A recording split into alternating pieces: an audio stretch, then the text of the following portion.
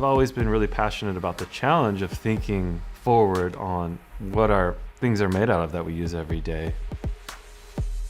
I do like to create something that speaks for itself so somebody can look at it and see the craftsmanship that goes into it, and also make them think about how it was created and why, what the motivation is. And that keeps me inspired to really push the ball forward in terms of how a surfboard is made. We're surfers, we're in the ocean, and we have a reverence for the place that we're in. I think it's kind of paying homage to that as well.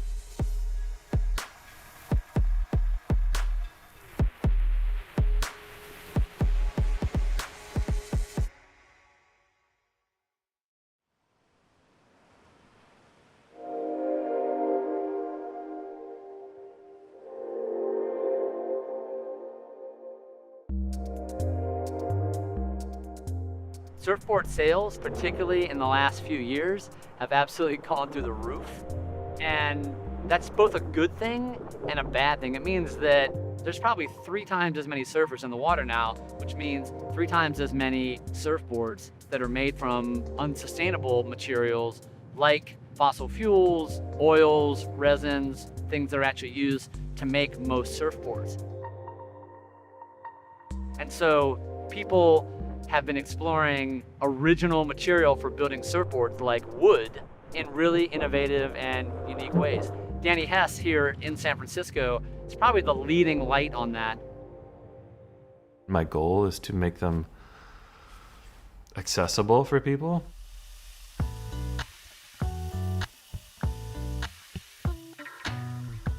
We're not trying to mass produce surfboards here. We're not trying to make as many as we can as fast as we can.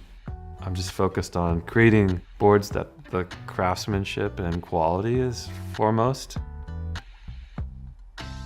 One of the greatest motivations was that I was taking salvaged wood and really just trying to push the ball forward and just see what alternative materials that aren't surfboard materials could make a successful surfboard. Foam is just a dead piece of material. It doesn't have a spring or a life to it. Whereas wood is, you bend a piece of wood, it springs right back to it. Surfboards right now are not sustainable, except for wooden surfboards.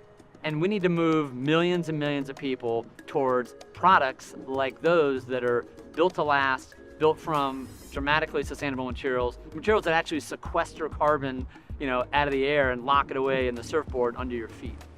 Just thinking about the materials that go into the surfboards that we use is really important, because I don't want to be surfing a surfboard that has to be replaced every year. The wood kind of is the starting point and dictates what kind of board we're going to build. I use a lot of different locally sourced salvage wood, from walnut to redwood, cypress, all kinds of different wood. The wood that I'm building this board out of is pretty special wood. It's out of an old Victorian from San Francisco. So I select the pieces that are going to be appropriate, bring that into the shop here, and I use the chop saw to cut to length.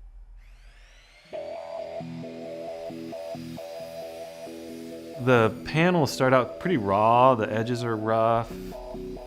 There's not a true straight edge on anywhere. And so I use the Festool track saw that goes into the track and cuts an incredibly accurate straight line through the panel of wood.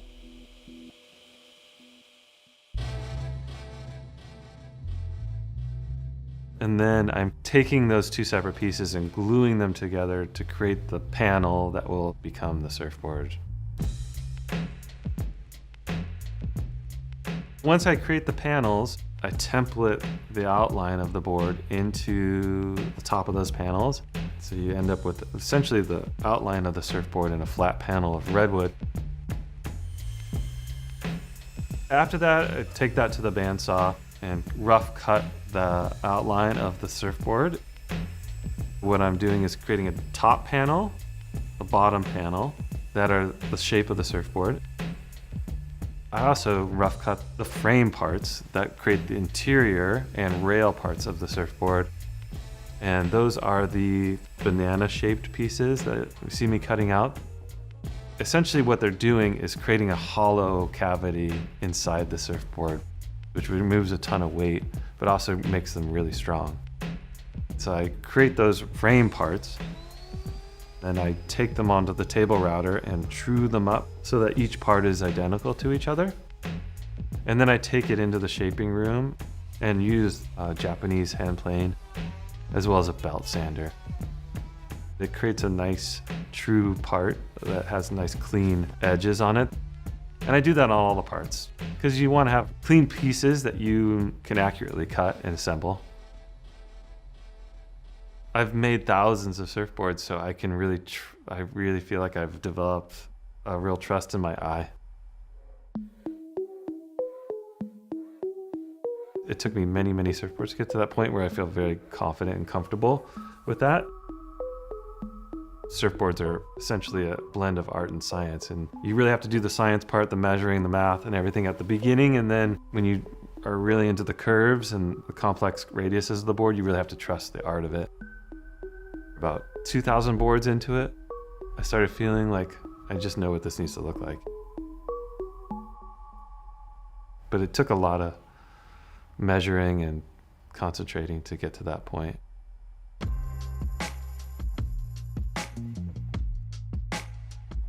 So the rocker is super fundamental part of what makes a surfboard work. It's the bottom curve of the surfboard. If you have a flat surfboard, it's just gonna go really fast, but the nose is gonna poke and you're gonna go over the front. If you have a really rockered surfboard, it's just gonna push water and bog. So you need to have an accurate curve. So to create that curve frame, I take those two interior frame parts and I roll glue between them. I use this 10-minute cure time, really fast expanding polyurethane glue. It's really amazing stuff. But it kicks really fast. So when you roll it out, all your clamps are ready, your parts are ready, you're ready, and you throw it in the mold, clamp it down, and just run those clamps around it really fast. It sits in that mold for 2 hours under all that pressure. Then you pull all the clamps off and it holds that curve. A lot of wooden surfboards back in the day were made from big blocks of wood, and they would carve all that wood out. So there's all this wasted wood in the nose and tail.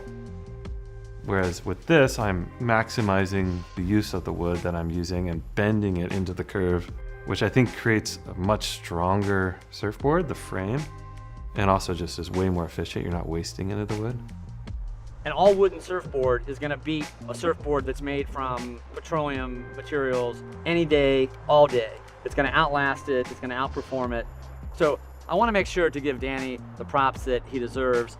His boards will be around for hundreds of years because they are tough, because they don't break, and they have great performance. People are gonna wanna keep them and keep them around. For the next step, I take it into the shaping room. The shaping room was designed with really specific side lights. I take it in there and strip all the glue off to just get it all cleaned up. I fine tune it with my power planer to clean up all the edges. And then I take the power planer and I put the foil into the frame. The foil is, if you think about the way an airplane wing looks, if you look at the profile of it, it's elliptical. Surfboards have a foil to them just as an airplane wing does. So you're putting that foil into the bottom and the top of that frame. And that gives you a refined internal panel piece that you take back into the rocker bed and then take the deck panel, which is a full panel of wood, and bend that back into the rocker bed with glue and clamp it all up all the way down. Each piece is different. When you try and do them all at the same time, they can crack and break and they become very temperamental. You're just asking too much out of the wood. But when you do it in steps like that, you're able to really manipulate the wood in a way that you wouldn't if you really try to force it.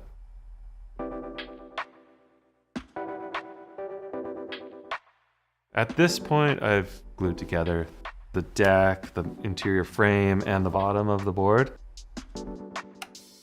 And it's essentially looking like a surfboard. It has the rough outline of a surfboard.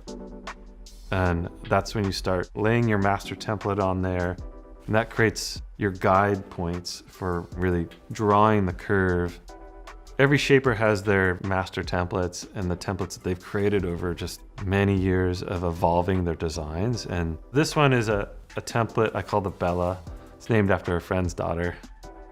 The marks that I'm marking on the deck of the surfboard basically dictate the width that the surfboard needs to be.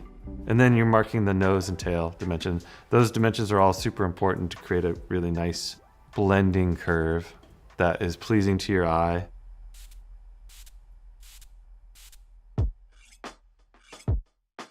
At this point, I really sharpen my tools. Especially on old salvage redwood, you need to have really tuned, sharp tools. And so I'll take out my sharpening blocks and really put some time into getting them razor sharp. At that point, you have your shape set. You have your length set, you have your width set, you have all your other dimensions set. So from there, I take up the power planer and really start truing up the outline to the shape that the board's gonna be. And once I true up the outline of the board, I flip it over and sand out the bottom with my Festool sander. And that really evens the whole bottom out and blends it all. From there, I map out my rail bands on the bottom, which are the curve of the rail of the surfboard. And I take the power planer again and just start putting that rail band in. So it's from sharp edge to soft edge to sharper edge from nose to tail. And you bring that in until you feel the right curvature. Then I take the Japanese block plane and I really tune that rail. I remove any little ridge. And then I lift it up, and the underarm test is the true test of shaper. Like, you put it under your arm and you feel that bottom edge and you know when it gets to the point where it's right.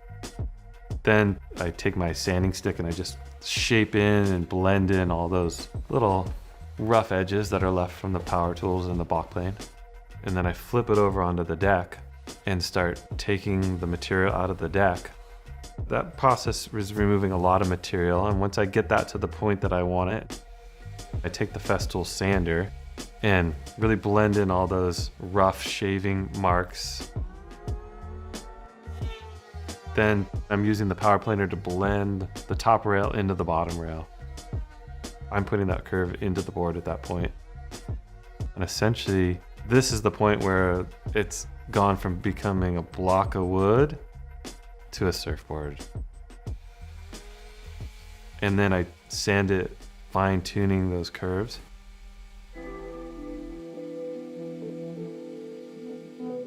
Then the shape of the board is done. It's finished sanded. It's ready for fin markings. This one is specifically a twin fin. So I take my fin template, mark the outline of the fin, rough cut that out on the bandsaw, and then true that up on the stationary belt sander. I then take that outline of the fin into my shaping room and clamp it down on my shaping stand. And take my angle grinder and put in the foil, which is that teardrop shape. And then you have a fin that's ready to be cut into the bottom of that board. And then I just put my Hess stamp on the tail, write the dimensions, which are the length, the width, the thickness of the board. From there, I take my silk screen and stick it onto the deck of the board, silk screen it on there, flip it over, do the same on the bottom. And essentially you've got a finished board that just needs to be sealed.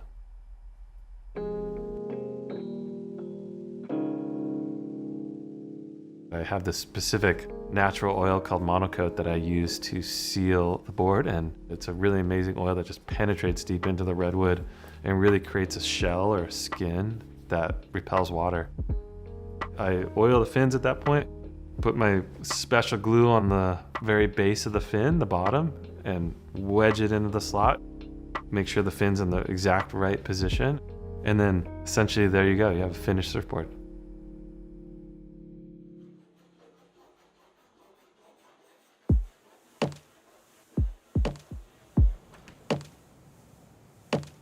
So at this point, the board's done and you just have to be patient, wait for the oil to dry, the fins to dry, and then I usually get so excited I just paddle out in whatever waves I can find, and just because I know I want to feel the board, I want to feel how it moves to the water.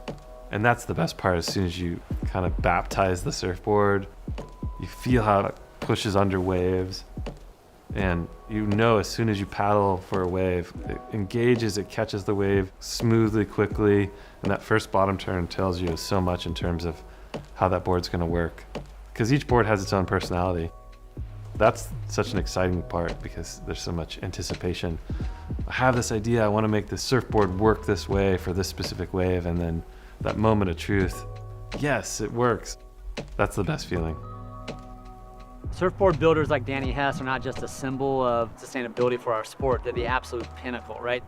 Our hope is that the rest of the surfboard industry can adopt some of those same practices that Danny and others have, particularly with wooden surfboards, and incorporate them into the mass-produced surfboard so that we're dramatically lowering the impact that they're making and hopefully even leaving a positive legacy in their wake.